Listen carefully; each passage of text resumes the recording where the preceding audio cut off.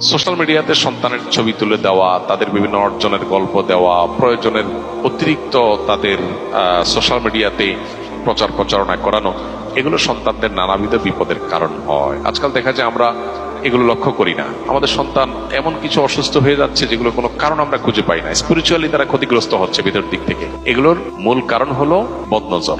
এই বদনজরের হাত থেকে বাঁচানোর জন্য প্রয়োজন ছাড়া তাদেরকে প্রদর্শন করে বেড়ানোর থেকে আমাদের বিরত থাকা দরকার। আমরা অনেকেই সোশ্যাল মিডিয়াতে দিয়ে দিই বা মানুষের সামনে নিয়ে যাই তাদেরকে, এবং অন্যদের বদনজরের কবলে তাদেরকে ফেলে দেই। তো বদনজরের ফলে যে ক্ষতিটা হয় তা মানুষ টের পায় না। ওষুধ খায়, ডাক্তারের কাছে যায়, টাকা পয়সা নষ্ট করে, কিন্তু এদিকে সে বদনজরের কারণে ধ্বংস হয়ে যাচ্ছে, সে টেরও পাচ্ছে না। তো এই জিনিসটা আমাদের খেয়াল করা দরকার যে প্রয়োজন ছাড়া সন্তানদেরকে, সন্তানের বিভিন্ন ভালো দিকগুলোকে বাহিরে প্রকাশ করে বেড়ানো এটা ভালো কোনো বিষয় নয়। এমনকি বাবা মারও বদনজর লাগে যখন সন্তানের কোনো কিছু দেখে মনে হয় যে আমার খুব বেশি অভিভূত হয়ে গেছে, তখন আমাদের সুন্নাহ হলো মাশাআল্লাহ তাবারাকাল্লাহ বলা। মাশাআল্লাহ তাবারাকাল্লাহ যদি বলেন, ইনশাআল্লাহ সন্তানের প্রতি বদনজর লাগবে না।